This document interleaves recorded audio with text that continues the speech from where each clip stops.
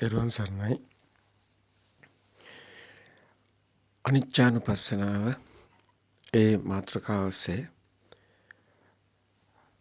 අපි ගිය පාර කතා කරේ අනාත්ම සංඥාව.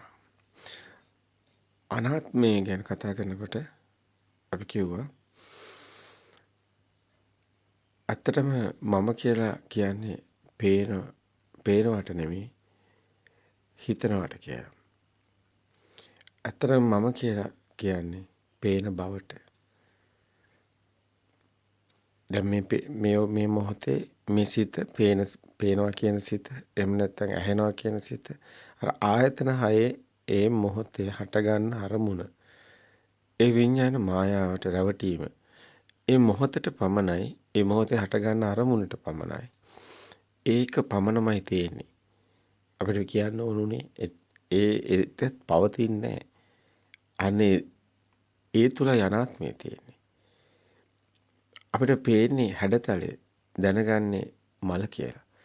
හැඩතලයට ආශ්‍රව ටික තවරලයි මල හැදුනේ. ඇත්තටම මමයි මලයි කියලා දෙකක් නැහැ. අපි එතනට වෙනකන් කතා කරා.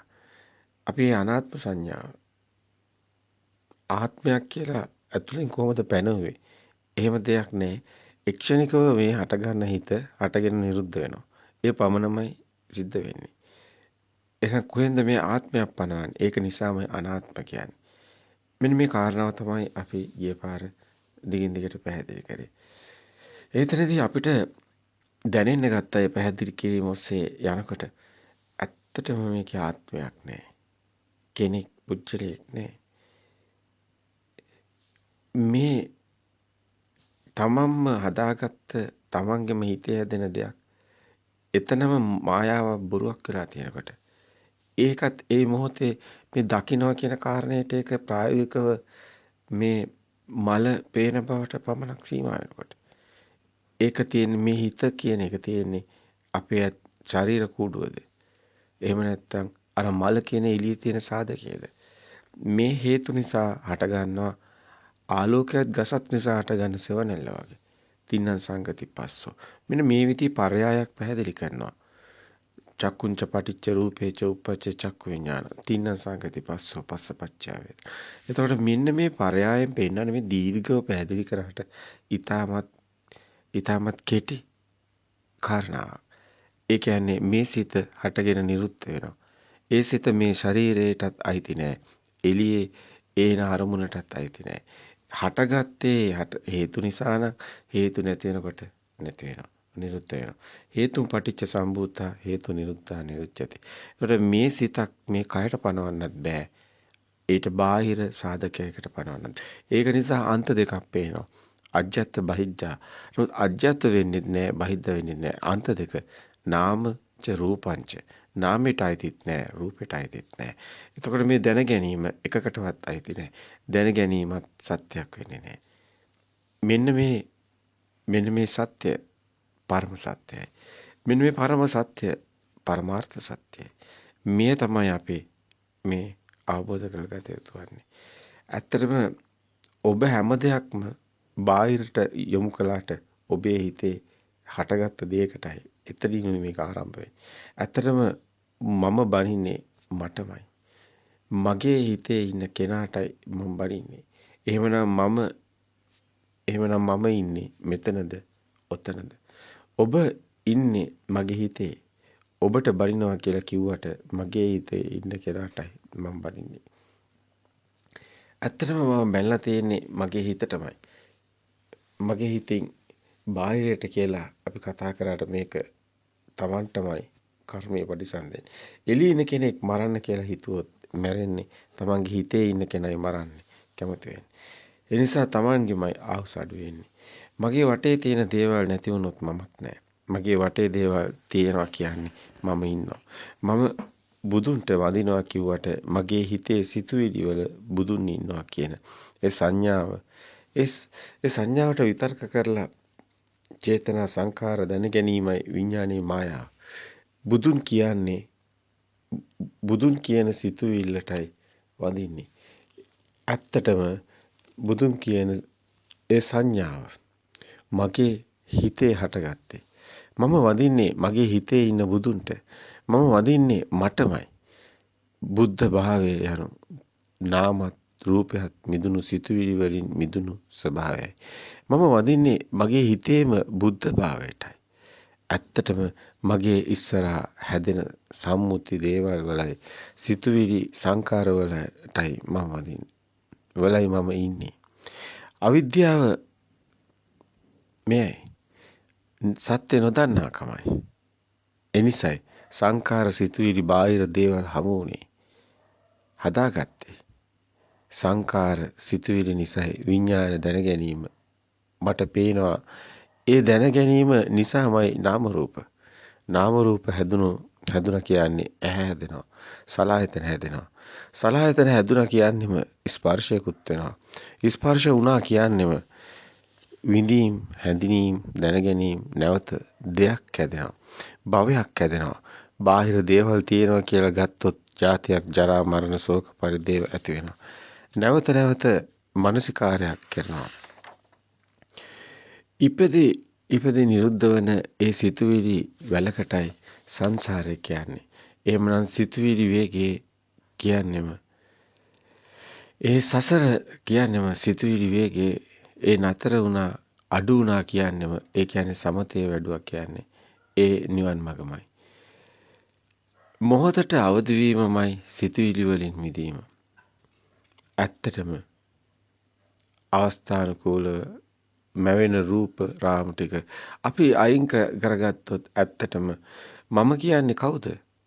ওই සිතුවිලි ටික අයින් කරලා බැලුවොත් රංගපානවා කියපාර භූමිකා එහෙම නැති වෙලා යනවා.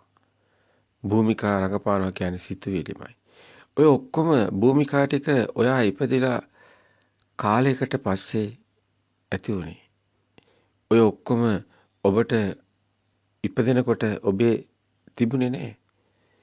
පසු කාලීනව අවිද්‍යාව නිසා සංඛාර අවිද්‍යාව පත්‍ය සංඛාරා කියන කාරණා පසු කාලීනව ඔබගේ ඒ නොදන්න කම නිසාම ඔබට බාහිරින් එකතු කරන සිතුවිලි ඒ උගන්නපු දත්තනේ සම්මුති ප්‍රඥාප්තිය ඔය භූමිකා ටික හැදුනේ. ඇත්තටම ඔබේ ඇත්ත භූමිකා මොකක්ද? ඔබ ඇත්තටම ඉපදෙනකොට හිටියේ කොතනද? ප්‍රභවයේ මූලයේ කොතනද? එයයි ඔබේ ඇත්ත ස්වභාවය. එතකොට මෙන්න මෙයා තමයි මම කියලා හරියටම පෙන්වන්න භූමිකාවක් ප්‍රභවයේ තුල හමු වෙන්නේ නැහැ. ප්‍රභාස්වරං චිත්ත. එතකොට ඔබට තේරෙවි ඔබේ ඒ ළමා විය පුංචිම කාලේ ඒ කියන්නේ කෙලෙස් හට ගන්න කලින් සංකාර එකතු වෙන්න කලින් තිබුණු ප්‍රභවයේ මූලය තමයි ඇත්තටම ඔබමයි මම. ඇත්තටම ওই භූමිකා ටික අයින් කළාම අපිට දැනෙන්නේ එකම අවධියක්මයි. 100ක් විතරමයි. 100 මගේ 100 කියලා දෙයක් නැහැ. එකම අවදි ස්වභාවයක් තියෙන්නේ. අපි භූමිකා වලින් සංකල්ප වලින් මේ අම්මා කියලා වෙන් කරලා තියෙන්නේ. ওই සංකල්ප ටික අයින් කළොත් ඔබට තේරෙයි පාරේ හිඟන්න කියන්නේ අර එළියේ ඉන්න ඕනම දෙයක් බල්ලෙක් කිව්වත් ඒ Tamanට වෙන් කරගන්න බෑ. ඒ තමයි Taman. අපි භූමිකා වලින් සංකල්ප වලින් වෙන් කරගෙන තියෙන්නේ මම ඔබ කියලා අන්ත දෙකක්. එකමයි මායාව හැදෙන්නේ. මේ දිත්වයක් තියනවා කියලා ගත්තොත් ඒකමයි සිතක් කියන්නේ. ඇත්තටම මේ දිත්වයක් නැහැ. සංකල්ප ටික පැත්තකට දැම්මාම ಜಾති ආගම් ගෑනු පිරිමි මේ ලෙස බෙදීම් අපි ගන්නෙ මේ අන්ත දෙකක් නිසාමයි. වෙන් කරගන්නේ මම කියන සංකල්පය හදාගෙන. බාහිර වෙනයි මම වෙනයි කියන එක හදාගෙන. මේ විදිහට අන්ත දෙකක සිටීමම සිතක උපතයි. එකම අවධියක් විතරමයි මේන් මිදුණු තැන හමු වෙන්නේ. අන්නේ අවධිය තේරුම් ගත්තොත් ඒ සංකල්ප වලින් තොර ප්‍රභාස්වර සිත හමු වෙනවා. අවදිමත් සිතට සංකල්ප නැහැ. මේ අවබෝධ කෙනාට ඒ අනාත්මේ අවබෝධ වෙනවා. අනාත්ම සංඥාව එදාට ප්‍රත්‍යක්ෂ වෙනවා. අන්න එදාට ඔබ තුළ ඇති මහා ආදරය ඔබට හමු වෙනවා. එකම ස්වභාවයකට එකම ස්වභාවයක කතාවක්. ඔබ ඉදිරියේ ඇති සියල්ලමයි. නම් ඔබ ඒ සියල්ලම ඔබ බැඳිලා පවතින බව ඔබට අවබෝධ වෙනවා. ඒ සියල්ලම නැති තැන ඔබත් නැහැ. ඒ බැඳීම ඇත්තටම මහා ආදරයක් නෙමෙයිද? ඔබ සියල්ලටම තියෙන බැඳීම මෙතනින් ඔබට පේනවා. එතන සියල්ලම කියන්නේ ඔබම නම් ඔබ කියන බැඳීම සියල්ලටම තියෙනවා. සියල්ලමයි ඔබයි කියලා වෙන් කරන්න බෑ. එකම බැඳීමක් තියෙනවා. මේක වෙන් කිරීමම තමයි අන්ත දෙක හැදීම. අජ්ජත් බහිජ්ජා අතන මෙතන මම වෙනයි කියලා වෙන් කිරීම. වෙන් කිරීම තුලයි සිතක් ඉපදලා තියෙන්නේ. වෙන් කලේ කරන්න නමුත් මේ කිසිදා වෙන් වෙන්නේ නැහැ. සත්‍ය නම් එතනමයි මෙතනයි කියන්නේ එකමයි. එහෙමනම් බැඳීමක් මහා බැඳීමක්. තැන් දෙකකට වෙන් කරන්න බැරි තැන බැඳීමයි. එකතු වීමයි දෙකත් අන්ත දෙකක් නැතිව එකතු වීමමයි බැඳීම කියන්නේ. එහෙමන එකක්මයි එකම ස්වභාවයක්මයි. ඒ තමයි මෙලව ඇති පරමාදරය. එය ආත්මීය ආදරයක් නෙවෙයි. ඒක අනාත්මීය තුලයි තියෙන්නේ. කිසිදාය බිඳිය නොහැකි ඒ ස්වභාවම. උසස් පහත් එහෙම ස්වභාවයක් නෑ. සමාන ලෙස මෙලොව ඔබට කිසිදු දෙයකට කිසිම බැඳීමක් කරන්න බෑ. උස් පහත් කරන්න බෑ. සමතේම ඔබමයි. සමස්තේම ඔබමයි. වෙනස් නොවන ආදරයක් කරුණාවක්. ඒ සතෙක්ට ගහක්ට ඒ එකක් එහෙම නෙමෙයි. අම්මා කියන්නෙත් මට නම් ළමයා කියන්නෙත් මට නම් තාත්තා කියන්නෙත් මට නම් ඔබට ඔබෙන්තොර කිසිවෙක් හමු වෙන්නේ නැහැ. ඔබ සියලු භූමිකාවලින් දැන් ඈත් වුණාම ඒ ළමයාට තේරෙවි ඔබ ළඟ ඉඳි මම එක්ක ඉන්නවා කියලා. ඇත්තටම ඔබ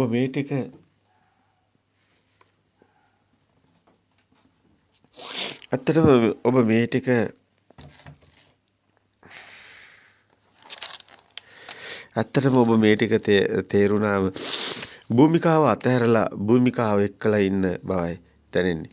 තාත්තා නොවන තාත්තා, අම්මා නොවන අම්මා. ඒ යථාර්ථය අවබෝධ වීම තුළ වර්තමානයේට සිත අවදිව කටයුතු කරන ආකාරය අතිසියුම් කාරණයක්. කෙනෙකුට ලේසියෙන් මේ කියන කාරණාව වැටහෙන්නේ නැහැ.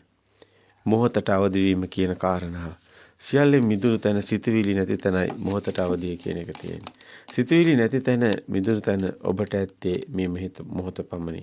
දිත්තේ දිත්තමත්තන් කිව්වට ඒක එකවරම ඒ මාර්ගය තුල පුහුණු වෙන කෙනෙකුට තේරුණාට හැමෝටම බාහිය දාරුචීර නැමැති මේ තාපසතුමා මේ අවබෝධය තුල සිටිය නිසා අවබෝධ වුණා. නැතිනම් මේක වටහා ගැනීම ලේසි නෑ. දිත්තේ දිත්තමත්තන් කියන කාරණේ අපි පෙන්වුවේ. ඇත්තටම දිත්තේ දිත්තමත්තන් කිව්වම ඇත්තේ මොහොත පමණයි.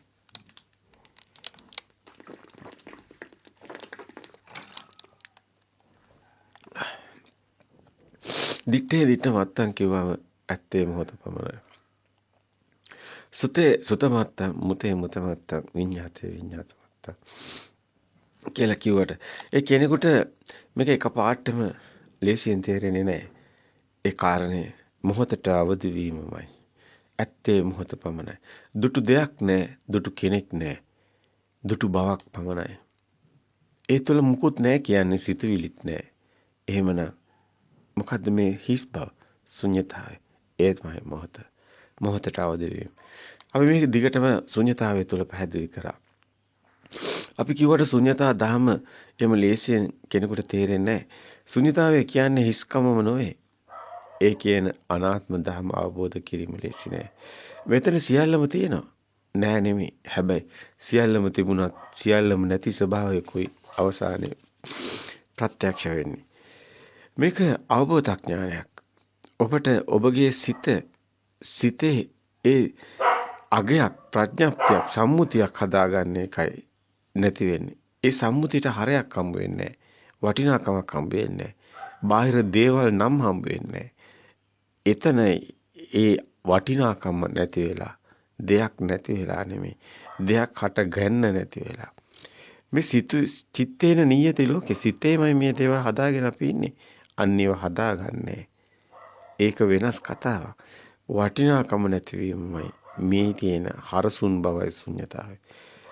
සිතුවිලි ලෝකයක සංකල්ප ලෝකයක සියලු සිතුවිලි වලින් මිදුණු තැන සිතුවිලි නැතිව නෙවෙයි. සිතුවිලි අවබෝධය තුළින් ඒ නිෂ්ප්‍රභා වීම සිදු වෙනවා. වචනයෙන් කියන දේද ඔබට වැටහෙන්නේ කියන්න. ඇත්තට මේ අපි ඔබට මේ කියන කාරණාද වැටහෙන්නේ කියන එක. අපිට එහෙම වැටහෙනවා නම් ඔබට මේක සත්‍යම අවබෝධ වෙන්න ඕනේ. ඇත්තටම මේක ප්‍රත්‍යක්ෂ කරන එක ලේසි නෑ. ඔබම දවසක දැක ගන්න ඕනි. සිතුවිලි විනිවිද යන දැකීමක් විඥාන මායාවට ලක් නොවන දැනීමක්. දැකීමෙන් එහා ගිය දැකීමක්. විද්‍යා ඇස පහළ වීම කිව්වොත් නිවැරදි. චක්කුම් උදපාදි ආලෝකෝ උදපාදි විද්‍යාව උදපාදි ප්‍රඥාව උදපාදි. ඇත්තටම ඔබ ඇත්තේ ඔබ තුලත් නොවේ බාහිරත් නොවේ. ඒ නිසාමයි දුටුවා පමණි වෙන්නේ. දුටු දෙයක්ද නැත. දුටු කෙනෙක්ද නැත. එවිට දැකීමක් පමණි. මේ අතිසියුම් දැකීම විඥානයේ අභිභාගීය ඥානයකටමයි හසු වෙන්නේ. එනම් නුවණින් දැකීමමයි සිදු වෙන්නේ. එලෙස අයෙකුට මේ මොහොතේම දුටු දැමීම නුවණින් දැකිය හැකි නම් අන්නේ කෙනාට ඒ අභිඥා ඥානෙ පහළ වූ කියන ලැබේ. ඇත්තටම අනාත්ම සංඥාව තේරුම් ගත්ත කෙනා භූමිකාවක් නැති භූමිකාවක් රඟපානවා. සැබෑ ලෝකයේදී එදිනෙදා අපිට දකින්න ලැබෙන්නේ දරුවා එක්ක බැඳිලා ඉන්න බවයි. හැබැයි එතන ඔහු තුළ සත්‍ය දැකීම තුළ බැඳීමක් නූපදී. මමත් දරුවත් කියලා දෙයක් සත්‍ය දකින්න කෙනාට හමු නොවේ. දෙපැත්තක් හමු නොවේ. ඇත්තටම සත්‍ය දකින්න විට ආත්ම සංඥාවට ඉඩක් නොවේ. බුදුන් වහන්සේ පවා පොට්ටපාද සූත්‍රය තුළ පවසනවා සංඥාවේ දැන ගැනීම සංඤී ලෙසත්. එලෙස සංඥාවේ දැන ගැනීමම ඥානය වන බවත්. එතනදී බුදුන් වහන්සේ පවසනවා සංයුපාදා ච පන ඥානුපාදෝ හෝති කියලා. ඒ සංඥාවේ දැන ගැනීමමයි ඥානී කියන එකයි මේකේ තේරුම. ඇත්තටම ධර්මයේ තුල හොඳින්ම පැහැදිලි කරනවා සංඥාව අபிසංස්කරණය තුලිනුයි සිතුවිලි සංකල්ප භූමිකා සම්මුති ප්‍රඥාප්තිය ඇති වෙන්නේ. ඒවා දැනීමයි විඥානය කියන්නේ. රළු සංඥාව සියුම් සංඥාව වෙලා මේ මාර්ගයේ යන කෙනාගේ සංඥා නිරෝධ සමාපත්තියකට අවසානයේ කරා යන්නේ. ඒ සංඥාවේ රළු ස්වභාවයේ මිදි ගිහිලා සියුම් ස්වභාවයටපත් වෙනවා. එයයි නිවන් මඟ සංඥාව සුකුම වීමමයි සිද්ධ වෙන්නේ. සියුම් වෙලා විඥානේ නොදැනෙන තැනටම ඒ සංඥාව සියුම් වෙනවා. සංඥාව ඇතිනම් විඥානයකුත් තියෙනවා. හැබැයි සංඥාව සියුම් වෙන තැන සංඥාව නොදැනෙන තැනටම ගිය තැන විඥානේ අනිදස්සන වෙනවා. ඒ සියුම් වෙන තැනයි අපි මේ ඥානය ගැන කතා කරන්නේ. ඒ විඥානේ සිතුවිලි කියන්නේ විඥානයයි. සිතුවිලි හැදෙන අන්ත දෙපැත්තක් සාපේක්ෂව වෙන්කර දැන ගැනීමයි විඥානය කියන්නේ. හැබැයි ඒ සිතුවිල්ලේ නැති වෙන තැන නේද එහෙමනම් ඥානය තියෙන්නේ. ඒ සිතුවිලි දැකීම තුලයි ඥානය තියෙන්නේ. සිතුවිලි අවබෝධ වෙන්නේ අපි කිව්වා සිතුවිලි වල ස්ථිර ස්වභාවයක් තියෙනවා. ඒ ස්ථිර ස්වභාවය නැති බව දැකීමමයි ප්‍රඥාව කියන්නේ. හැබැයි ඒ විඥානේ ප්‍රඥාවටත් එහා ගිය එහෙම ඒ සිතුවිල්ලක් නැති ස්වභාවය දැනීමමයි එහෙමනම් ඥානය කියන්නේ. මේ ඥාන පහළ වෙනවා කියන්නේ මෙන්න මේ සිතට එහා ගිය ඒ සිතේ මිදෙන ස්වභාවය දැනීමමයි එහෙමනම්. බුදුන් වහන්සේ පවා ඒ සූත්‍රය තුළ ඒ පොට්ටපාද සූත්‍රය තුළ පැහැදිලි කරනවා මේ සිතුවිලි සංකල්ප ඒ චේතනා ඒ සිතුවිලි සංකල්ප ඒ කියන්නේ චේතනාව සියල්ලම එකම තේරුම තියෙන වචන. නැවත නැවත පහළ නොකරන තැනට යන තැනයි නිවන් මඟ කියලා. අනුපුබ්බාපි සංඥා නිරෝධ සමාපත්තිය, අபிසංකාර නිරෝධ සමාපත්තිය කියන මෙන්න මේ අபிසංකරණේ සංකාරයට හරයක් නැති වෙන තැන. සංකාර අபிසංකරණයකට යන්නේ නැහැ. නැවත නැවත ප්‍රපංච හදන්නේ නැහැ. පැටව ගහන්නේ සිතුවිලි පැටව ගහන්නේ කිව්වොත් නෙවෙයි. ඇත්තටම අපි ඔබට කිව්වා සත්‍ය දකින්න කෙනාට මෙතනත් අතනත් කියලා කොන් දෙකක් කමු නොවන බව. ඒ කියන්නේ දරුවා කියන්නේ ඔබම බව. ඔබයි දරුවයි කියලා දෙන්නේ කමු නොවන බව. බුදුන් වහන්සේ පාරායනේ මෙතෙය්‍ය පඤ්ඤේ අංගුත්තර නිකායේ ජක්ත නිපාතේ මජ්ජේ සූත්‍රයේ මේ කාරණාව දේශනා කරන්නේ. මේක මේ ධර්මයේ තුල තියෙන ගැඹීරම දේශනාව. මේ මධ්‍යම ප්‍රතිපදාව කුමක්ද කියන එක.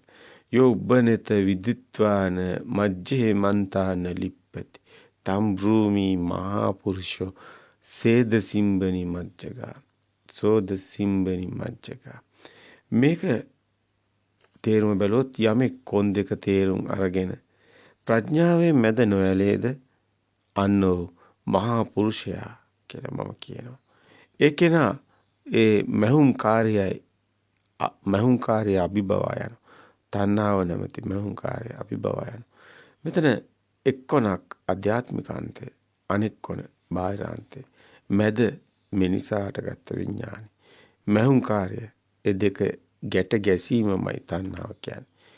ඒ දෙක මේ බාහිර දෙයක් තියෙනවා එම්නම් මෙතන මම ඉන්නෝ කියලා ගැනීමමයි. අල්ල ගැනීමමයි තණ්හාව කියන්නේ. ඉතින් මේ එකම මේ ස්වභාවයට මේ වචන දැම්මට වචන වල පස්සේ අපිට එහෙම වෙනස් කතාවක් වගේ පෙවුනට එකම කතාවක් තියෙනවා. කොන් දෙකක් හමු නොවුණු තැන මැදක් හමු නොවේ. එහෙමනම් තණ්හාව ගැන කවර කතාවද? තණ්හා කරන්නේ දෙයක් හමු වෙන්න ඕනේ. දෙයක් තියෙන නම් එළිය දෙයක් වෙන්නේ මෙතනක් දෙයක් මම හිටියොත් මටයි වෙන්නේ.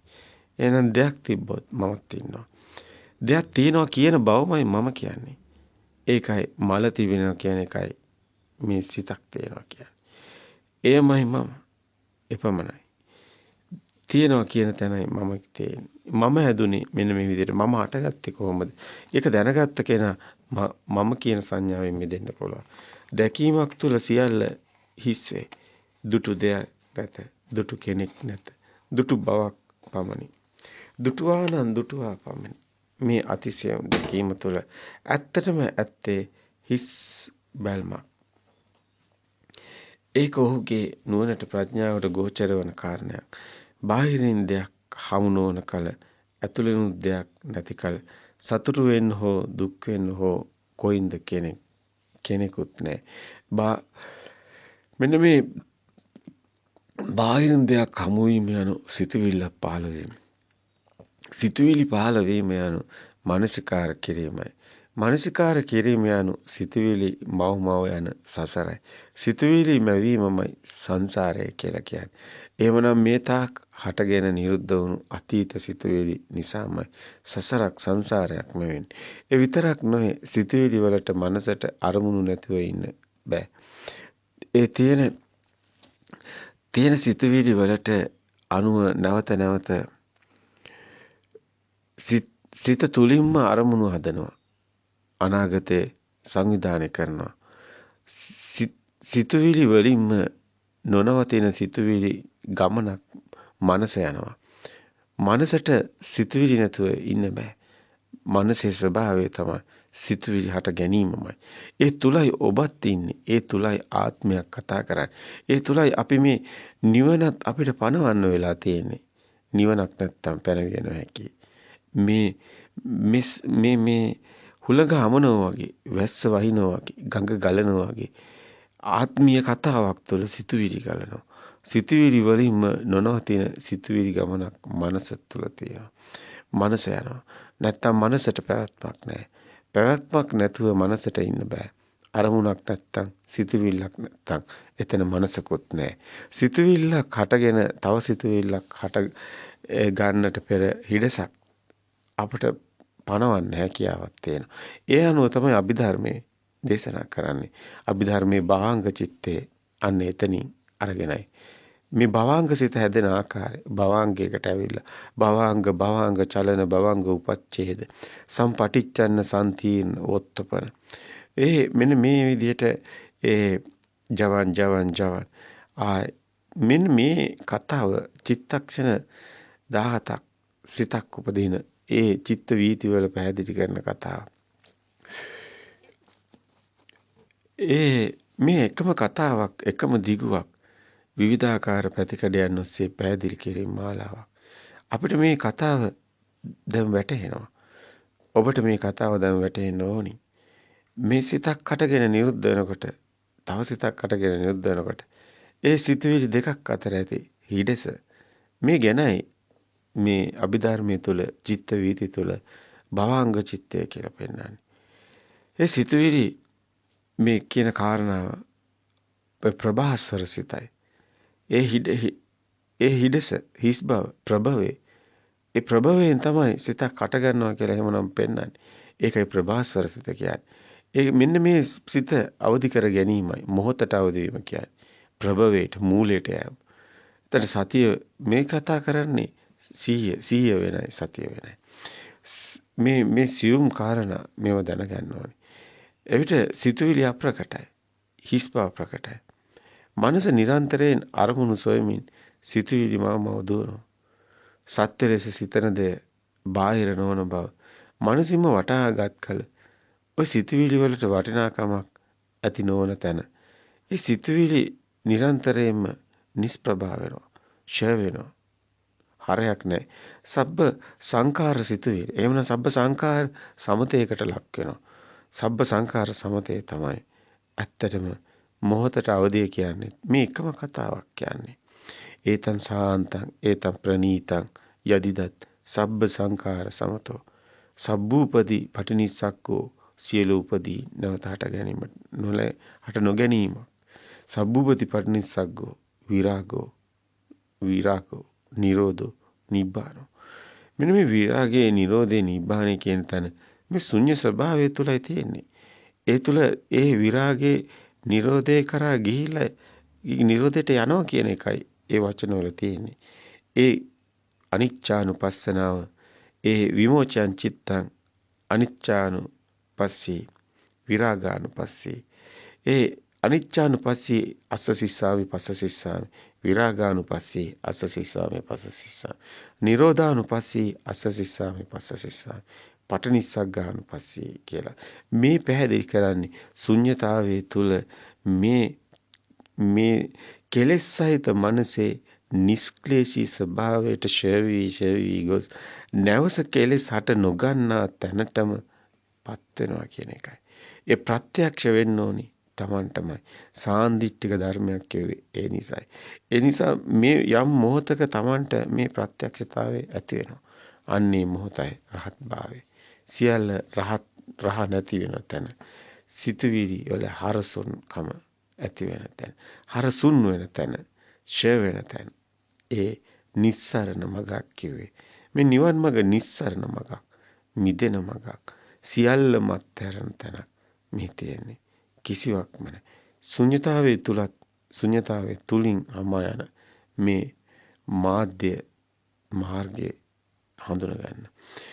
නිරන්තරයෙන් සිතුවිලි අල්ලගෙන අවසානයේ සැප සොයසොය ගිය මනසට සියල්ල මායාවක් බව වැටහුණු කල සිතුවිලි වලට ඇලීමක් ආසාවක් ඇති නොවේ. එලෙසින් රාගසිත දිය වී යයි. එලෙසින් ටිකෙන් ටික විරාගී සිතක් පහළ වේ. එහි මානසිකාර දිය වී යයි. මෙලෙසින් මනස නැති සිතේ සිහිය පහළ වේ. සිහිය වෙනයි කිව්වේ.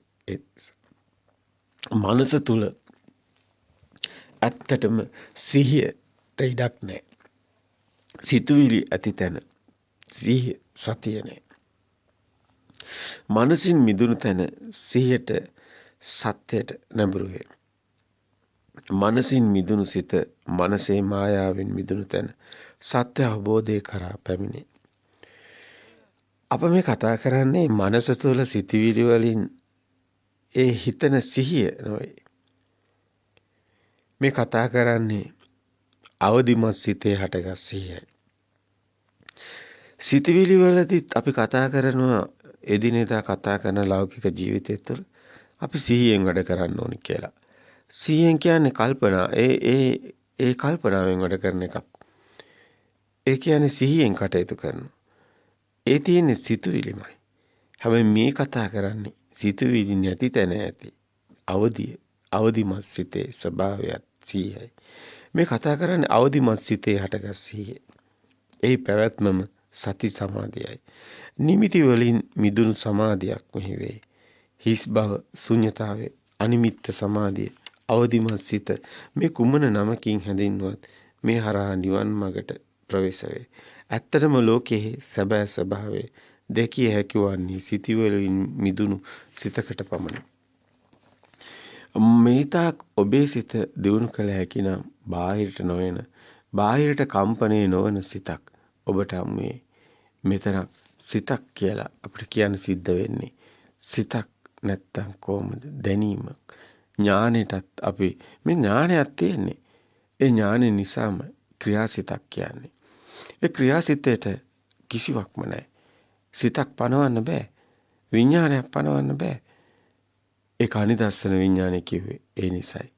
මේ ඥානෙ දැනීම මෙහෙම දෙයක් නැති බව දැනීම. කුමක්ද? සිතක් නැති බව දැනෙන්නේ සිතකටද? නෑ. ඒකයි අනිදස්සන විඥානය. ඥානයක් කියන්නේ. මේ තාක් දැන් අපි දියුණු ඔබේ සිත දියුණු කළ හැකි නම් ඔබේ සිත ප්‍රඥාවෙන් දකින්න. විඥානේ අනිත්‍ය බව දකින්න.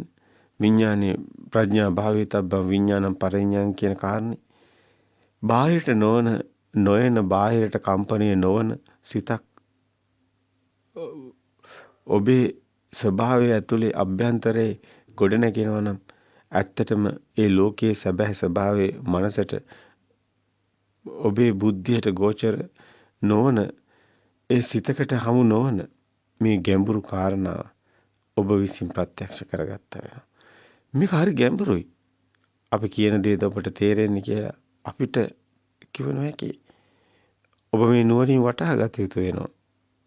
අපි බොහොම අසීරුවෙන් මේ වචන එකතු කරමින් මේ වචනේ අනිත්‍ය ස්වභාවය පෙන්වන්න යනවා. අනිත්‍ය නිසාමයි මේ අනාත්මයට මේක යන්නේ. අනිච්චයි යද නිච්ඡං තං දුක්ඛං යද මේ කතා කරන්නේ අනිත්‍ය නම් දුකයි කියන එක. දුක නම් අනාත්මයි කියන එකයි. තදනත්තා කියලා කියන්නේ. ඒ සිත බාහිරට කම්පණය නොවනසේම සිත තුළින් හටගන්නා මානසිකාර සිතුවිලි වලින් හැදුණු සංකාර ලෝකයටද කම්පණය නොවේ. බාහිර සබහා දහම්මයි බාහිර ලෝකයමයි මනසින් හැදුණු මානසිකාර ලෝකයක් දෙකම එකක්මයි. ඔබට බාහිර ලෝකයක් නැති තැන සිත තුළද ලෝකයක් හමු නොවේ. ඒ අනුව පෙනියන්නේ බාහිර සබහා දහම තුළ ඔබ දකින ලෝකයමයි ඔබේ මනස තුලත් නිර්මාණය වෙන්නේ. එමනම් ඔබේ ඉදිරි පිට දෙයක් නැත්තම් ඔබත් නැහැ. හරියට කණ්ණාඩියක දකින ප්‍රතිබිම්බයක් වගේ. එහෙමනම් ඔබේ ඉදිරිපිට කෙනෙක් නොවේ නම් ඔබත් නොවේ. එහෙමනම් ඔබ කවුරු වුණත් ඔහුගෙන් වෙනත් කෙනෙකුත් නොවේ. අනිත්‍ය සංඥාව වඩනකොට මේ කාරණේ අපි පැහැදිලි කරා. අනිච්චානුපස්සනාව වඩනවා කියන්නේ මේ අනිත්‍ය අනාත්ම ස්වභාවය. තමන්ට හොඳින් මේ කියන්නේ කුමක්ද කියන එක අවබෝධ වෙන්න ඕනේ. එහෙමනම් ඔබේ ප්‍රතිබිම්බයත් බාහිරමයි. එහෙමනම් ඔබ කාටවත් ඊර්ෂ්‍යා කරනවද? බාහිර ඉන්නේ තමන්ම නම්. ඔබ කාටනම් වෛර කරන්නද? කුමක් කළත් ඒ සියල්ල ඔබ කරගෙන ඇත්තේ ඔබේ හිතේ ඉන්න කෙනාට කියන්නේ ඔබටමයි. තව විදියකින් මේ දිහා බලනවා නම් මානසිකාරයමයි සබහා දහම කියන්නේ. සබහා දහමට යමක් කරයි නම් ඒ සියල්ල ඔබ කර ඇත්තේ ඔබටමයි. සබහා දහමෙන්තර මානසිකායකුත් නැහැ. මේ කතාවේ තවත් පැත්තක් තිබේ. දෙපැත්ත සමාන නම් උත්තරේ ශුන්‍යයි. එහෙමනේ. දෙපැත්ත සමාන නම් උත්තරේ ශුන්‍යයි. ශුන්‍යත විමුක්තිය එහෙමනම් ඔබට හමු වෙනවා. ඒ චේතෝ විමුක්තිය ඔබට හමු වෙනවා. අනිමිත්ත, ශුන්‍යත, අප්‍රනීත චේතෝ විමුක්තිය මේ අනාත්ම සංඥා වඩන කෙනාට හම් වෙනවා. ඒ ශුන්්‍යත චේතෝ විමුක්තිය අප්‍රණීත චේතෝ විමුක්තිය. ඇත්තටම ඔබ මනා ලෙස නුවණින් දකිනම් ඔබට සියල්ල අවබෝධ වෙනවා. අපි මෙතනදී ගලප ගන්න ඕන තවත් කාරණයක් තියෙනවා. මනස කුමක්ද? සිහිය කුමක්ද? අපි ඊට කලිනුත් මේක පැහැදිලි කරා. ඔබ ප්‍රායෝගිකව ඔබ තුලින් වෙන් කර ගන්න ඕනි නිවැරදිව දකින්න නම් අතර මේ ඔය කතා කරන භාෂාව පවා අයිති වෙන්නේ මනසටමයි. මනස නිර්මාණය වෙන්නේ භාෂාවක් සමගමයි. ඔබ කතා කරන හොඳ නරක කැත ලස්සන හිතලා නේද මේවා කතා කරන්නේ. ඒ අන්ත දෙකක් නේද හොඳ නරක කියනකොට එන්නේ. ලස්සන කැත, හීනි, මහත, දුර, ළඟ මේ සිතුවිලි සමග භාෂාව වෙනවා. හැබැයි ඊළඟට භාෂාව නිසා නැවත සිතුවිලි එනවා. නැවත හට ගන්නවා. මනස සකස් වුණු දෙයක්. මායාවක් සත්‍යයක් නන්නෝයි. මනස හැම වෙලෙම කේන්ද්‍රය වෙන්නේ මමත්වයේ. මනස කියන්නේ අසහනෙන් ඉන්න කෙනෙක්. තෘප්තිමත් කරලා අවසන් කරන්න බෑ. නමුත් තෘප්තිමත් වෙන්නෙත් නෑ. මනසට හැම වෙලෙම අවශ්‍යයි. හැම මොහොතකම අවශ්‍යයි. කෙලවර දකින්න. කෙලවර දැකීමත් මේ කතාවේම ස්වභාවයමයි. ඇයි මේ ඇත්තේ අනිත්‍ය ස්වභාවය. නමුත් මනස කියන්නේ ඒ අනිත්‍ය ස්වභාවයට විරුද්ධව හට ගන්න දෙයක්. නිට්ටයයි කියන ස්වභාවය තුලයි මනසක් උපදින්නේ. කන්න ගියත් ඒකයි නිට්ටය නම් ඒකයි කෙලවරක් හොයන්නේ. අනිත්‍ය නම් කෙලවරක් නැහැ. කන්න ගියත් වැඩක් කරන්න ගියත් ඔබේ සිත දිහා හොඳින් බලන්න. ඔබ කාලය ඉවර කරන්නයි හදන්නේ. වැඩේ ඉවර කරන්නයි හදන්නේ. ඒ කියන්නේ ඔබ කෙලවර හොනි. මනසට කෙලවර නැතුව දිගටම යන්න බෑ. ඒ නිසාම නිවන් දකින්න ගියත් කෙලවර හොයනවා. මනසට කෙලවර හොයලා නවතින්නත් බෑ. මනස ඉන්නේ බයෙන්. මනස මමත්වයේ බය නිසාම හොයනවා. සංරක්ෂිත බවක්, ස්ථිර බවක් මමත්වයේ තුල තියෙනවා. නමුත් මෙහෙම දෙයක් නැහැ. ඒක බොරුවක්. මායාවක්. දෘෂ්ටියක්. ඒක කොච්චර සැඟෙව්වත් පළක් නැහැ. ඒ අනිත්‍ය නිසාමනේ මනසක් ඇදලා තියෙන්නේ. මේ කතාව අන්‍යෝන්‍ය දෙපැත්තම එකම කතාවක්. ඒ නිසා කොච්චර සැඟෙව්වත් මනසට බෑ අනිත්‍ය නැති කරන්න. අනිත්‍යමයි මනසේ උපත. මනස ඒ වුණාට අනිත්‍ය නැති කරන්නයි දඟලන්නේ. ඒක කරන්න පුළුවන්ද? අනිත්‍ය නිසාමයි මනස උපදින්නේ. මනසම බලනවා අනිත්‍ය නැති කරන්න. මේ කාර්යයට අර තමන්ගෙම වලිගේ ගිල ගන්න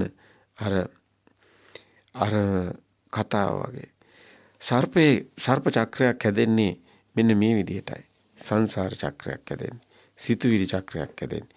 සර්පේ තමන්ගේ වලිගේ ගිලගෙන ගියොත් ඒ සර්පයාට චක්‍රයක් හම්බ වෙනවා.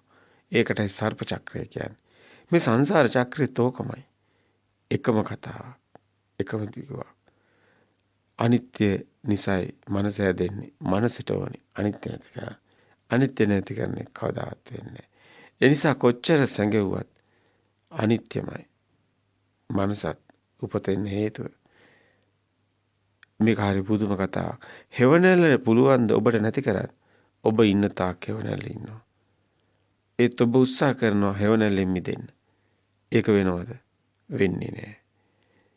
මෙන්න මේ සිතුවිල්ල ආත්මය කියන එක මම කියන එක මෙන්න මේ බොරුවක් මායාවක් කියලා අවබෝධ කරගත්තොත් මිසක් අවබෝධයෙන් දැක්කොත් මිසක් නුවණින් ප්‍රත්‍යක්ෂතාවයටපත් වුණොත් මිසක් කවදාවත් සිත නැති කරන්න බෑ. ඒකත් අර හෙවණැල්ල නැති කරනවා වගේ වැඩක්. සිත කියන්න නම් සිතුවිල්ලක් තියෙන්න ඕනි. සිත කියන්නේ සිතුවිල්ල කියන්නේ තෙවණැල්ල කියන්නේ මායාව කියන්නේ මේ කුමන කතාව කිව්වත් එකම කතාව. මොනවා තිබුණත් මනස තෘප්තිමත් නොවෙන්නේ නිරන්තරයෙන් පීතියෙන් පසු වෙන්නේ මේ අනිත්‍ය ස්වභාවය නිසාමයි.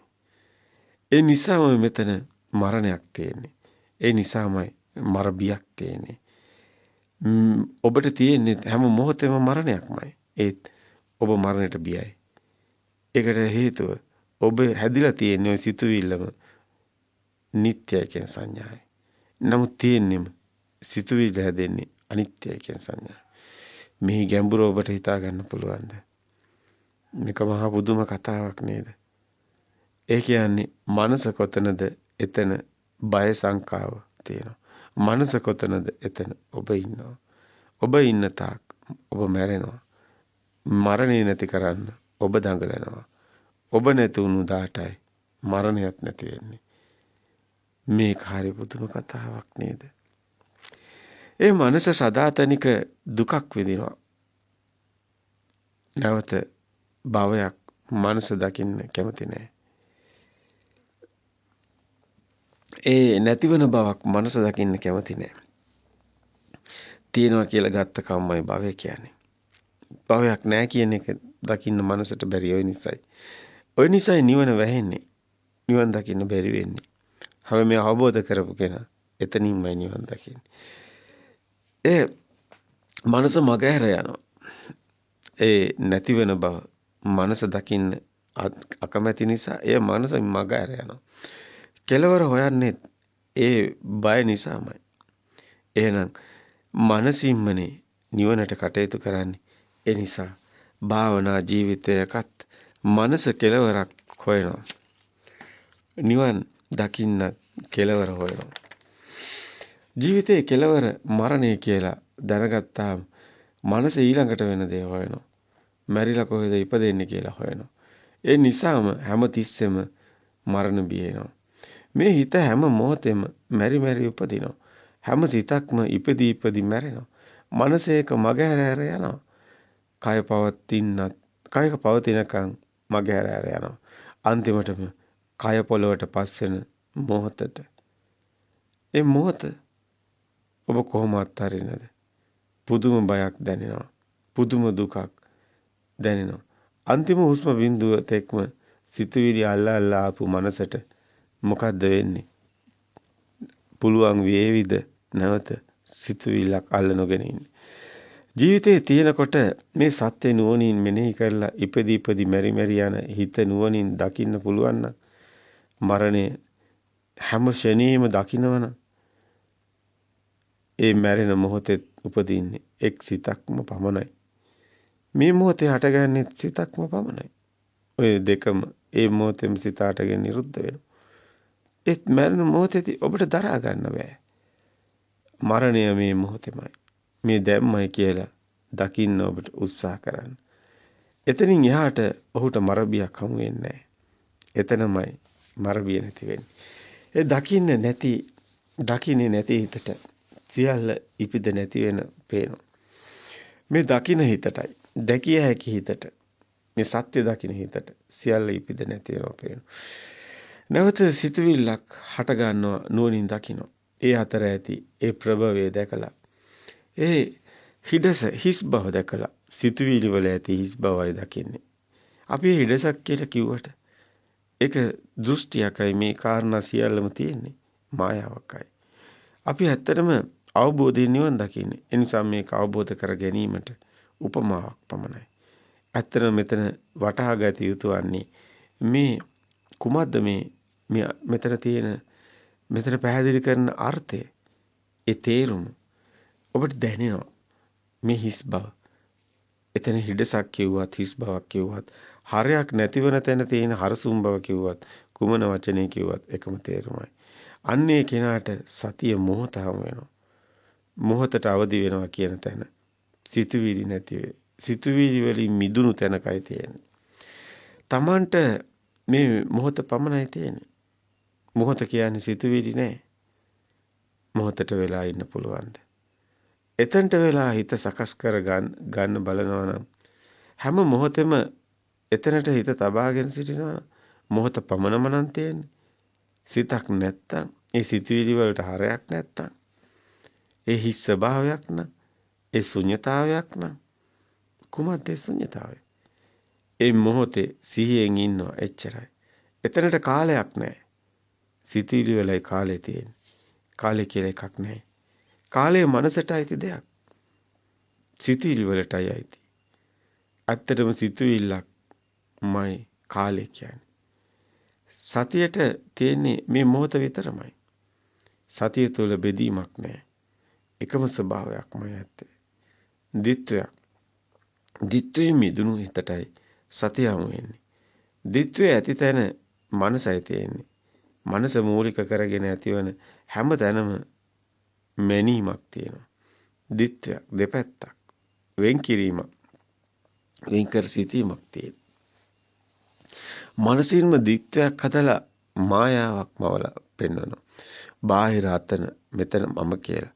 මමත්වයක් මවලා පෙන්වනවා. සිතුවිලි කියන්නේම සිතුවිලි මැවෙන්නෙම මායාවට රැවටිලාමයි. ලෝක නිර්මාණය කරගන්නේ මනසින්මයි. අපිට හිතෙන්නේ මනසින් නිර්මාණය කරපු එක ඇත්තක් කියලා. සීන දකිනවා. ඇත්තට මේක සංකල්පයක් විතරයි. හොඳ නරක මනුස්ස ලෝකෙට සාපේක්ෂව දිව්‍ය ලෝකෙ. ඊට සාපේක්ෂව අපාය සිතුවිලි. මේවා සිතුවිලිමයි. මනසෙම අසරණකමට මනසෙම අපිට කියනවා මෙන්න මෙහෙම මායාවක්. ඇත්තටම මේවා සංස්කාර. දිව්‍ය ලෝක අපාය නීර මේක කාටද කියන්න පුළුවන්? මේවා අපිට කියන්න පුළුවන්ද කෙනෙකුට? මේවා සිතුවිලි මේවා සංකාර කියලා. ඇත්තටම සිතට රැවටුණු කෙනෙකුට සිත කියන විදියට නටන සිතටම වහල් වුණු කෙනෙකුට සිතෙන් මිදෙන එක ලේසි නෑ. ඒකේන සිත විශ්වාස කරනවා. සිත විශ්වාස කරන තාක්කල් එයාට සංසාරයක් තියෙනවා. මමත්වයේ කියලා නැති කරන්න දෙයක් මේකේ නෑ. එහෙම එකකුත් නෑ. මම කියලා කෙනෙකුත් නෑ. ඒකත් දුෂ්ටයක් මායාවක්. මමත්වයේ කියන්නේ සිතේ මටගත් මායාවක්. රූපයකට කයට සිත ගැට ගාලා හදපු මායාවක්. එහෙම දෙයක්වත් නැහැ. ගැට ගහන්න දෙයක්වත් නැහැ. අපි රැවටිලා ඇත්ත කරගෙන ඉන්නේ. සත්‍ය දකින්න සිතට මම කියලා කොහෙවත් කෙනෙක් හමු වෙන්නේ නැහැ. සිතින් මිදුණු තැන ශුන්‍යතාව විහරණය හමු වෙනවා. මේ සිතුවිලි පසුපස දුවලා සිත නිතරම වෙහෙසටපත් වෙලා ඉන්නේ. සිතින් මිදුණු තැන ඒ බරින් සිත නිදහස් වෙනවා. සිතට පුදුම සුවයක් ශාන්තියක් එදාට දැනෙනවා. බරට හිතුවා කියලා චින්තනයේ භාවිතා කළා කියලා සිතින් මිදීමක් නම් වෙන්නේ නැහැ. ප්‍රාර්ථනා බලාපොරොත්තු අපේක්ෂා පවතින තුරු සිත ඔබෙන් සමුගන්නෙත් නැහැ. සිත ශුන්‍ය වෙන්නෙත් නැහැ. වඳින දෙයක් තියෙන තාක්කල් වඳින කෙනෙක් ඉන්න තාක්කල් සංසාර වන්දනාවේ වැඳ යන ගමන ඔබ නවත්තන්නේ නැහැ. ඒ තාක් සංසාර භූමියේ මාර භූමිය ඇතුලේ ඔබ ඉන්නවා. මම ඉන්න තාක් මාන්නේ තියෙන තාක් උසස් අය ඉන්නවා පහත් අය ඉන්නවා. මනුස්ස ලෝකයට සාපේක්ෂව දිව්‍ය ලෝක. මේ කතාව කිව්වා. සත්‍ය දකින සිත සියලු සිතුවිලි හැදෙන හැටි යථා ආකාරයෙන් දකින තැන. යථා භූත ඥානෙ පහළ වන තැන. සිතුවිලි වලින් මිදුණු තැන. ඒ මම කියන සිතුවිල්ල නැති වෙලා යනවා. අන්නේ කෙනාට සිතුවිලි වලින් තොර ලෝකයක් නැති හරසුන් ස්වභාවයටපත් වෙනවා. මේ මානසිකාර නැති සිතුවිලි නැති තැනක් මේ සිතේ ඔබ විසින්ම දැකගත යුතු වෙනවා. මේ සඳහා ප්‍රායෝගිකව කටයුතු කරන ආකාරය මාර්ගය ගැන සතර අතිපට්ඨානය වඩන ආකාරය ගැන අපි මීට පෙර උදාහරණ සහිතව දීර්ඝ පැහැදිලි කිරීම කරගෙන ආවා. මෙතනදී අපි කෙටියෙන් ගත්තොත් කෙටියෙන්ම පැහැදිලි කරනවා නම් ගඟ ගලනවා වගේ සිතුවිලි ගලනවා. ඉන් මිදීම නම් ලේසි නෑ. ඔබත් උත්සාහ කළොත් ඔබට වැටහෙවි. සිතුවිලි ඇති වෙන නැති වෙන මේකේ. එවිට ඔබට පෙනේවි සිතුවිලි වල අනිත්‍ය ස්වභාවය. ඒ දකින්න ඔබට එහි ඇලීමක් ඇති නොවේ. සිතුවිලි කෙරෙහි කලකිරීමක් ඇති වේ. නිබ්බිදාවටපත් වේ. සිතුවිල්ලක් ගැනයි ඔබගේ නිබ්බිදාව මේ මොහොතේ හටගන්න සිතේ හරයක් නැති බව දකින්නේ. මේ අර සමාජය තුල කතා කරන අර පසුතැවිලා හඬන ඒ නිබ්බිදාව කලකිරීම නෙමෙයි. මේ තියෙන්නේ සිතෙන් මිදුණු තැන සුවයකෝයි. සිතුවිලි වල හරි බර ගතියක් තියෙනවා. හරි රළු ගතියක් තියෙනවා. සිතුවිලි වලින් මිදුණු තැන ඒ ශාන්ත ප්‍රණීත සුවයකුයි දැනෙන්නේ. මේ නිබ්බිදාව තුළ සුවයක් තියෙනවා. ගිහිය අර ගේසිත එහෙම නැත්තම් පෘථග්ජන භූමියේ මිනිසුන් කතා කරන කරගිරීම නිබ්බිදා තුළ දුකක් තියෙන්නේ. මේ තුළ තියෙන්නේ සතුටක්, සැපයක්, සුවයක්. මේ නිබ්බිදාන්ති විරාගාන්ති නොයලුණු තැනක් තියෙන්නේ සාන්ත ගතියක්, ප්‍රණීත ගතියක්. විරාගාන්ති නිරෝධාන්ති සියලු සිතින් මිදුණු තැන තියෙන්නේ හරි සැහැල්ලුවක්. පටිනිස්සග්ගානුපස්සනාවෙන් පස්සේ ඒ සබහාදාම තුළම ඒ හුළඟ වගේ සැහැල්ලුවක්, ශාන්ත බවක්. ඒකයි මේක ලෝතුරු සෝය කියන්නේ. ලෝතුරු සෝයේ සදා අමරණීය සෝයක්. ඇතර මෙහි ඇත්තේ නිවන් මගක්. නමුත් අපි මේකේ ප්‍රායෝගිකව එනේන සිත දකිමින් මිදිමින් යන ඒ අත්දැකීම් පැත්තෙන් කතා කරන්න ඕනි. මේක චින්තාමය ඥානයක්. නමුත් මේ චින්තාමය ඥානය තුළ ඔබට එන්නේ මහා ඒ සිත අර අවබෝධ ඥානයක්. සංකීතේ නිබ්බිදාය කියන තැනටයි මේ කතාව එන්නේ. නිවන් දකින්නේ අවබෝධය තුළින්. ඒ කියන්නේ සිතේ මිදෙන ප්‍රතිපදාවක්. අපි එදිනෙදා දකින අත්දැකීම් තුළින් සිත දකිමින් මිදිමින් යන ප්‍රායෝගිකව පුහුණු යුතු ආකාරය අපි මේකයි වැදගත් වෙන්නේ. වැදගත් වෙන්නේ ඔබ අද ඉන්න මොහොතට ඔබ එන්න ඕනි. අපිට ගොඩාක් ඒවා කතා කරන්න පුළුවන්. නමුත් ඔබ මේ ඔබගේ සිත යන ඒ රටාවක් තියෙනවා. සිතුවිලි හට ගන්න රටාව. ඒක ඔබ කාලාන්තරයක් පුරුදු කරපු පුරුද්ද මතයි තියෙන්නේ. ඒ නිසා ප්‍රතිපදාවකින් එය නිවැරදි පුරුද්දක් බවට පත් කළ යුතු වෙනවා. අර වැරදි පුරුද්දට හරි පුරුද්දක් ගේන්න ඕනේ. ඒ නිසායි සතර අතිපට්ඨානය තුල ඒ ප්‍රතිපදාව පෙන්වන්නේ. මාර්ගය ආර්ය අෂ්ටාංග මාර්ගය තුලයි. මේ සියල්ලම එකමයි. ආර්ය අෂ්ටාංග මාර්ගය කිව්වා සතර සතිපට්ඨානය කිව්වත් මේ සියල්ලම එකක්මයි. වෙනත් විදියකින් කියනවා නම් ස්කන්ධයන්ගේ උදේවැය දැකීම නැත්තම් ආර්යකාන්ත සීලය රකින්නවා කිව්වත් මේ කියන්නේ හිතේ ඇත්ත දකින්න එකමයි. එක්ෂණිකව මේ මොහොතේ හටගත්ත සිත ඒ මොහොතේම හටගෙන නිරුද්ධ වෙනවා. මේ සිත හටගෙන තියෙන්නේ ප්‍රඥාප්ති සම්මුතිය. අතර මේ ප්‍රඥාප්ති සම්මුතිය බැලුවාම පෙරමතකයෙන් එන්නේ. මේ සිතට නමක් එනවා. රෝසමල. එහෙම නැත්තම් ගේ දරුවා. මේ සිතක්. සිතක් කියන්නේ එහෙමනම් ඔය හැම එකම ඔය දරුවා ගේ රෝසමල කියේ කවුද? පෙර ඔබේ මතකයේ තියෙන දත්ත. ඔය අනුමය සිතක් උපදින්නේ. ඔබ දකින, පේන, ඇහෙන, දැනෙන හැම දෙයකම සිතක් නම් එතන පෙරමතකයක් තියෙන්නේ. එහෙනම් අතීතයක් තුලයි අපි ජීවත් වෙන්නේ. අපි සදාතනික අතීතයක හිර වෙලා ඉන්නවා. ඒ තුල අපිට හීනයක් ලැබෙනවා. ඒ හීන සැබෑ ලෝකෙම පෙරමතකෙන් අපි හීනයක්. පෙරමතකෙන් නිසාම හටගත්ත මැවුම් කාර්යයක්. මැවීමක්, මායාවක්. ඒ මායාව අපි ඇත්ත කරගෙන අපි ඒ තුල ජීවත් වෙනවා. නමුත් මොකද්ද මේ කතාව? අපි ඉන්නේ පෙරමතකයක් එක්කමයි. මායාවක් එක්කමයි. හීනයක් එක්ක. ඒ අනුව හටගන්න හීන වලට අපි කියනවා අනාගතය කියලා. අනාගතය කියන්නේ පෙරමතකය නිසා හටගත්ත හීනෙට. අපි හීනේ තුලයි ඉන්නේ. අපි හීනෙට කැමැත්තෙන් ඉන්නවා. කැමැත්තෙන් හීන දැක දැක ඉන්නවා. කැමැත්තෙන් හීන ඇත්ත කරගන්න හදනවා. කවදාවත් මේ හීන ඇත්ත කරන්න බෑ. මොකද හීනේ නැගිටිනකන් විතරයි හීනයක් වෙන්නේ. ඔබ නිින්ද ගියාම ඔය දකින්න හීනේ කවදා හරි ඇත්ත වෙනවද? ඔබ නැගිටිනකොට ඒක බොරුවක් වෙනවනේ. ඒ වගේම ඔබ ඇත්ත ලෝකෙත් ඔය පෙරමතකේ නිසා හටගත්ත දැන් ජීවත් වෙන සිහිනේ, ඒ සිහිනේ සත්‍ය ලෝකේ සිහිනේ. ඒක කවදාවත් ඇත්ත වෙන්නේ නැහැ. ඔබ හිතනවා මේ තියෙනවා මේ වෙලා මේ බලන්න මේ නෑ. ඔය සියල්ලම අනිත්‍යයි. ඔය එකක්වත් පවතින්නේ නැහැ. ඕක හීනයක්. ඔබ තාම අවදි වෙලා නැහැ. ඒ අවදිමත් සිත ඇති කරගන්න. එතකොට ඔබ අවදි වෙනවා. ඒ අවදි වෙන්නේ සැබෑ ලෝකෙට. සැබෑ ලෝකේ හීන ලෝකෙ නෙමෙයි. ඔබ ජීවත් වෙන්නේ ඉපදිලා මරණකම්ම හීනෙක. ඔබට ඒක දැනෙන්නේ නැහැ. ඔබ විතරක් නෙමෙයි හැමෝම එහෙමයි. මේ ලෝකේ ජනගහනේ අපි කතා කරන මිනිස්සු ඉන්නවා කියලා කෝටි 750 800ක්. ඉතින් ඔය හැමෝම ඕමනේ. හීනයක් තුල ඉන්නේ. ඉතින් මුළු ලෝකෙම හීනයක්ද? ඔව් එක එක්කෙනා විසින් මවාගත්ත හීන. ඒකයි ඇත්ත කතාව. කවුද මේකෙන් මිදෙන්නේ?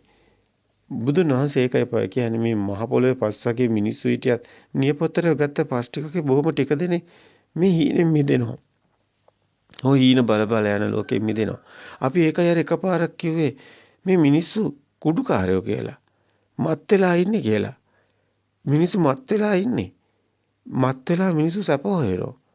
අර කුඩු කාලයක් කුඩු ගහලත් සැප හොයනවා. මේක ඒ වගේමයි. මත් වෙලීමයි සැප කියන්නේ.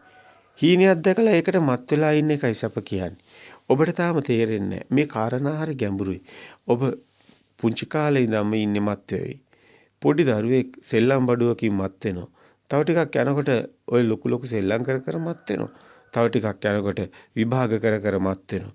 තව ටිකක් යනකොට විභාග වලින් එක එක මාන තානාන්තරා දාගෙන මත් වෙනවා. තව ටිකක් යනකොට රස්සාවක් කර කර මත් වෙනවා. සල්ලි හොය හොය මත් වෙනවා. ඒවැ සැප තියෙනවා කියලා සැප විඳ විඳ මත් වෙනවා. ඒ සැප වලින් බඩු මුට්ටු වල ඒවැ තියෙන අර්ථය පේන්නේ ඒව තව තව හොයනවා. ඊට පස්සේ ඒතර දරුවෝ හදනවා. කසාද බඳිනවා. ගෙවා හදනවා. මුණුබුරෝ හදනවා. ඔය ඔක්කොම මත් වෙවි ඉවරයක් නැහැ. ඔය සැප කවද්ද හම්බ වෙන්නේ? කවදාවත් හම්බ වෙන්නේ නැහැ. ඒතකොට මෙච්චර පොඩි කාලේ වින්ද සැප මොකද්ද? අර පුංචි ළමයි සැප විඳිනවා දැකලා නැද්ද? ඒ පුංචි ළමයි විඳින සැපේ සැපයක්ද? එයා ලොකු වෙනකොටත් සැප ඒක සැපයක්ද? පුංචි ළමයා විඳින සැප තමයි ඔබ තාමත් විඳින්නේ. ඔබ හිතන්නේ ඔබට දැන් තාම අවුරුද්දක්වත් නැහැ කියලා. එතකොට අවුරුද්දක්වත් ඉඳන් ළමයාට සැපක් නැද්ද? එතකොට අද ඔබ විඳින්නේ ඔබට දැන් අවුරුදු 70 කියලා හිතන්නකෝ. දැන් වයසයිනේ. දැන් මැරෙන්න ළඟයිනේ. දැන් ඒත් ඔය චූටි ළමයා විඳපු දේම තමයි තියෙන්නේ. වෙන දෙයක් නැහැ. ඕකේ තියෙන නාමය වෙනස් වෙලා. පුංචි දරුවා සෙල්ලම් බඩුවකින් සැප වෙයි. දැන් ඔබ මුණුබුරුකින් සැප හොයනවා. පුංචි ළමයා අර බෝනික්කන් තියාගෙන තමයි ඒ දේ කළේ. අද ඔබ ඇත්තටම මුණුබුරෙක් තියාගෙන ඔය දේ කරනවා. ඕක ඇත්තක්ද? නෑ. මායාවක්. දැන් ඕකේ හීනයක් නෙමෙයිද? ඕක හීනයක් වෙන්නේ කොහොමද? ඔබ මැරෙන දවසට. ඔබ මැරෙන දවසට ඕක හීනයක් වෙනවා. ඇයි ඒ? ඔය එකක්වත් ඇත්ත නෙමෙයි. දැන් ඔබේ සැපකෝ? සැපකුත් නැහැ. දැන් මොකද්ද තියෙන්නේ? මුකුත් නැහැ. දැන් ඔබට මොකද්ද වෙන්නේ? ඔබටම හිතා ගන්න බැරි වෙනවා. ඇයි ඔබ හීනෙන් අවදි වෙන්න යන්නේ? දැන් හීනේ නැගිට්ටාම තියනවද? නැහැ. දැන් සතුටුයිද? හරි සතුටුයි නේ. එහෙනම් ආයි හීනයක් දකින්න. ආයි ඔබ කොහෙට හරි ගිහලා හීනයක් බලයි. හීන ලෝකේ සැබෑ ලෝකේ හීන බල බල යන්නේ එකත් සැපක් තමයි. සැපද්ද? නෑ. ඒක නිසා තමයි කියන්නේ මේ බාල සැපක් කොහෙද මේකේ සැපක්. ඔය කෑම කෑවා නේද? ඔයා ගිය අවුරුද්දෙත් කෑම කෑවා නේද? ඔය අද මේ අවුරුද්දෙත් කෑම කනවා නේද? අදත් කෑවා නේද? හෙටත් කනවා නේද? ඕක සැපක්ද? ඕකේ සැපක් කොහෙද තියෙන්නේ? ඕකේ සැපක් තියනවද? ඔය හැම එකටම ගලපලා බලන්නකො කොයිද ඔක තියෙන්නේ කියලා. ඔහොම එකක් නැහැ. ඒක සැප බොරුවක් වෙනවා මායාවක්. ඉතින් මේක කවද්ද ඔබ අවබෝධ කරන්නේ? කවද්ද ඔබගේ ඇස් ඇරෙන්නේ? අනේ අපි ඔක්කොම අන්ධයෝ වගේ. අපිට මේ ලෝකේ ඇත්ත පේන්නේ අපි පව්කාරයෝ. අපි අන්ධයෝ වගේ මැරිලා යනවා. දැන් ඔබගේ අසරණකම හිතා ගන්න පුළුවන්. දැන් ඔබ hina වෙන්නේ ඔය hina වෙන්නේ කාටද? ඔබ හිතනවද ඔබ සතුටු වෙලා hina වෙනවා කියලා? නෑ. ඔබ ඔබටම hina වෙන්නේ හැම මොහොතෙම. හැම මොහොතෙම ඔබ සතුටු වෙවි hina වෙනවා කියවට ඔය වෙන්නේ ඔබටමයි. ඔබ ඔබටම hina වෙනවා කියලා තේරෙන්නේ මරණ දවසට. මරණ දවසට හැමෝම ඔබට hina වෙනවා. අන්තිමට ඔය මැරිච්ච මිනිස්සු දැන් මේ වෙනකොට ඉපදිච්ච අය ලොකු ලොකු නළු නිලියන්ට මොකද උනේ? කෝ විජේ කුමාරතුංග කෝ ගාමිණී පොන්සේක. ඔබ දන්න ලෝකයේ අයනේ ඔය. දැන් ඌට කලිනුත් ඌට වැඩිය අපි මේ අතීතයක් ගැනත් කතා කරනවානේ. දැන් එක එක දේවල් කියවනවානේ. ඔය මේ වෙනකම් මේ භූමිය තුල බිහි වුණු මිනිස්සුන්ගේ කතාව මොකද්ද? ඒකම තමයි ඔබේ. කිසි තේරුමක් නැහැ. හිස් කතාවකට පණ දෙන්න පුළුවන්. කවදාවත් බෑ. එහෙම වෙන්නේ නැහැ. දැන් එහෙනම් ඔබ ඇත්තට මුණ දෙන්නේ කවද්ද? ඔබට ඇත්තට මුණ දෙන්න හයියක් නැහැ. ඇයි? හීන දැක දැක ඉඳලා ඔබගේ ඇස් අන්ධ වෙලා. දැන් ඔබගේ ඇස් ඇරෙන්නේ ඇත්ත බලන්න. ඔබගේ ඇස්වල කබ වලින් පීරිලා කබ ඇලිලා. දැන් මොකද ඔබ කරන්නේ? දැන් අපිට කරන්න පුළුවන් දෙයක් තියනවාද? දැන් මේක අවදි වුණු කෙනෙක් ඉන්නවා මේ ලෝකේ. ඔක්කොම මිනිස්සු නිදිගෙන මුළු ලෝකෙම නිදිගෙන ඉන්නකොට එක්කෙනෙක් නැගිටිනවා.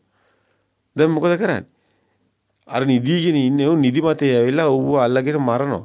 ඇයි ඌ කියවනවනේ ඇත්ත. අරුන්ට දරා ගන්න බෑ. ඕක තමයි කරන්නේ. ඕක තමයි මේ ලෝකේ අන්තිමට ඌව මරලා Tamanට ඕන එක අදාගෙන ආගමක් කියලා කියවනවා. ඔය මොකද්ද ඔය අන්ධකාරෙම ඉන්න ක්‍රමයක් අදාගෙන. අන්ධකාරෙම ඉන්න තවත් සිස්ටම් එකකට ඔබ ඇට් වෙනවා. ඔබ ඇබ්සර්ව් වෙනවා එච්චරයි. ඔබ කවදාවත් ඔය අන්ධකාරයෙන් මිදෙන්නේ නැහැ.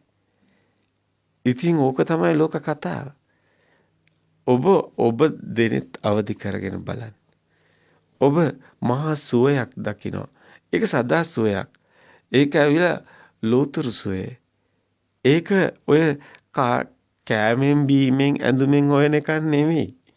අද අපි දකින සමහර අය ලෝතුරු සුවේ කියලා කෑම කනවා. ලෝතුරු සුවේ කෑම වල නෑ. ලෝතුරු සුවේ කියලා සමහර අය චොක්ලට් කනවා. මේ අපේ භික්ෂුන් වහන්සේලාත් මේ වගේ මෝඩ කතා කියනවා. කවදාවත් චොක්ලට් එක ලෝතුරු සුවයක් නෑ. ලෝතුරු සුවයක් කියලා ඔය බාහිර තියෙන දේවල් පෙන්වන්න එපා. බොළඳයි. ඔබගේ මායාව අනිත්‍ය දැනගනි. ඔබ බොරුවට රඟපාන රහත් වෙලා කියලා. එහෙම රහත් වෙන්නේ නැහැ. බොරුකාරයෝ එහෙම නැහැ. එහෙම නැහැ. හැබැයි ඇත්තම රහතන් වහන්සේ බීවේ. ඔය යනකොට ඔය අපි යනවනේ එකක් නමක් කිය ඇත්තම එක එනවනේ.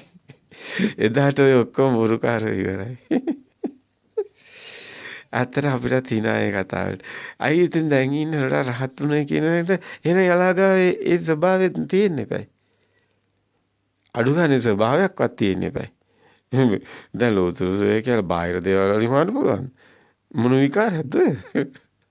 නොතේරෙන අර රිලවුන්ට අර මෙම කියමු අපි පක්ෂීන් නැති රටේ කපුටත් පක්ෂියෙක් කියනවනේ. හොඳයි. අපි අගය කරනවා. අයියේ අදත් රහතන් වහන්සේලා බිහි වෙනවා. හැබැයි ඒගොල්ලෝ එලිපිට පේන්නේ නැහැ. ඒක උතන තියෙන රහස. නමුත් එලිපිට රඟපාන්නත් කෙනෙක් ඉන්න එපා. නළුවෙක් හරි රඟපාලා පෙන්නුවොත් එහෙම එකෙක් ඉන්න බව සමාජය දැනගන්න එපා. ඉතින් මේ වගේ පුංචි දෙයක් මේකේ තියෙනවා. නමුත් මේකත් මේ රහතන් වහන්සේලා බිහි වෙන යුගයේ ස්වභාවයක්ම තමයි. බුදු කෙනෙක් පහළ වෙන කාලයකදී අනිත් අයත් කියනවා මම බුද්ධ මම බුද්ධ කියලා. හැබැයි කිව්වට ඒගොල්ලෝ බුද්ධ නෙමෙයි. නියම බුදු කෙනා පහළ වෙනවා. කලබල වෙන්න ඕනේ නැහැ කවුරුත්. ඒව හොයන්න ඕනේ නැහැ. නියම රහතන් වහන්සේ බිහි වෙනවා. ওই රහත් කියන කාලෙදිම තමයි බිහි වෙන්නේ. ඒක නිසා ඒකත් මේකෙම කොටසක්. මේ සබදාමේම කොටසක්. මේ සත්‍ය පරම සත්‍ය දන්න කෙනාට මේවා 아무තු දේවල් නෙමෙයි. ඒවා අවබෝධ වෙනවා. ඔබටත් ඒක වැටහෙයි. ඇත්තටම අපි කරන්න ඕන හිතට එන හැම සිතුවිල්ලකම ඒ මොහොතේම හටගෙන නිරුද්ධ වෙනවා දකින්න එකයි. ඇත්තටම ඒකයි ඔබ තුළ මේ දකින්න මේ ලෝකයේ තියෙන උතුම්ම 이르දිය ඥානෙ. ඒකයි උද්‍යව ඥානෙ කියන්නේ. ඒ තමයි මේ ලෝකේ තියෙන පරම සත්‍ය. මේ මොහොතේ මේ සිත හටගෙන නිරුද්ධ වෙනවා. ඒ දැකීමයි උද්‍යව ඥානෙ. උද්‍යව ඥානෙ කියන්නේ මේ නිවන් මගේ දොරටුව. ඔබේ දොරටුව ඉවර කරන්න. දැන් ඔබට ලෝතුරු සුවයයි ඉවර වෙන්නේ. ඔතනයි ඇත්ත කතාව. නිවන් දැකීමයි සිහියෙන් නුවණින් දකින මේ කාරණේ අතරම සිතින් මිදීමයි. අතර මුළු ලෝකෙම තේන හිතේනේ. චිත්තේන නියති ලෝකේ. බුදුන් වහන්සේ ලෝකේ පනවන්නේ බාහිරේ. බුදුන් වහන්සේ ලෝකේ කියලා කියන්නේ හිතේ ඇතුළේ ලෝකෙටයි. එහෙමනම් අපේ මේ කය පිළිබඳව දකින්නේ හිතින්මයි. හිතේම දැනුම කිව්වත් නිවැරදි. සියල්ල දැනගන්නේ හිතින්මයි. විඥාණයෙන්මයි. අපි දකින හැම දෙයක්ම සිතේම හටගන්න ප්‍රතිබිම්බයක්. මල් පෝච්චිය දකින හිත බුදු පිල්මේ දකිනවා බුදු පිල්මේ දකින හිත පැදුර දකිනවා. පැදුර දකින හිත කෝප්පේ දකිනවා කෝප්පේ දකින හිත මෙන්න මේ විදිහට අපිට දිගට මේ එන හිත ගැන කී ඉන්න පුළුවන්. හැබැයි ඒකත් උතුම් භාවනාවක්. ඇයි? සිත දකිනවා. ඒක නැති වෙලා එපා ඊගව සිත ඇති වෙන ඒකත් දකිනවා. එතකොට එක සිතක් ඉපද නිරුද්ධලා ඊගව සිතක් දිවෙන. එතකොට මේ සිතත් අතීත මතකයකින් නෙමෙයි නම් කියන්නේ. ඊගව සිතත් අතීත මතකයෙන් නම් කියන්නේ. එතකොට වර්තමානයක් කොහෙද තියෙන්නේ? වර්තමානයක් කවදා කිසිදා හමු නොවේ. එහෙනම් මොකද්ද මේ වෙන්නේ? වර්තමානයේ සිහිනයක් පමණයි. අපි අතීතයක් තුළ ඉන්නවා. ඒකයි ශුන්‍යතාවයක් පමණයි ලෝකේ තියෙන්නේ. හිස් ස්වභාවයක්. මොහොත පමණයි. සිතුවිලි සියල්ල මැකුණාම ඔබේ සිත අවදි වෙනවා. මේ මොහොතට. මේ මොහොතේ ක්‍රියාවලියක් වෙනවා. ඒ සබහාදාමයේ න්‍යාය. සබහාදාම පමණයි ඉතුරු වෙන්නේ. වෙන කිසිවක්ම නැහැ. ඒකයි කිව්වේ මේ දහම් සබහාදාමයි කියලා. ධර්මයේ අවබෝධ කරගන්න. ධර්මයේ තුල තියෙන්නේ එකම න්‍යායයි. ඒ බුද්ධ ස්වභාවයයි. සබහා ධර්මයයි. බුද්ධ ස්වභාවය කියන්නේ සිතුවිලි නැති තැන. දැන් බුද්ධක්ෂණය ඔබට පේනවා. මේ මොහොතේ හටගත්ත සිත නිරුද්ධ වුණු තැන බුද්ධක්ෂණයයි. දැන් බුද්ධ කියන්නේ ඔබ දකිනවා නම් ඔබ බුද්ධ දකිනවා. ධර්මයේ දකින්නා මාව දකි. සෝ ධම්මං පස්සති. සෝ මං පස්සති. ඔන්න බුදුන් හමු වෙන්නේ ඔහොමයි. දැන් ඔබට බුදුන් හම්බ වෙනවා. බුදුන් ඉන්නේ කොහෙද? මොහොතේ. අවදි වීම තුළයි. බුද්ධක්ෂණේ එයයි. මේ දැක ගැනීම සුකර නොවේ. බුදුන් මුණ ගැසෙන්න ඔබටත් පුළුවන් නම් බුද්ධක්ෂණයට අවදි වෙන්න. ඒ මොහොත පමණයි. මොහොතට අවදි වීම යනු බුද්ධක්ෂණයයි. සිතුවිලි වල අතීතාක් සිතුවිලි වල රිංගගෙන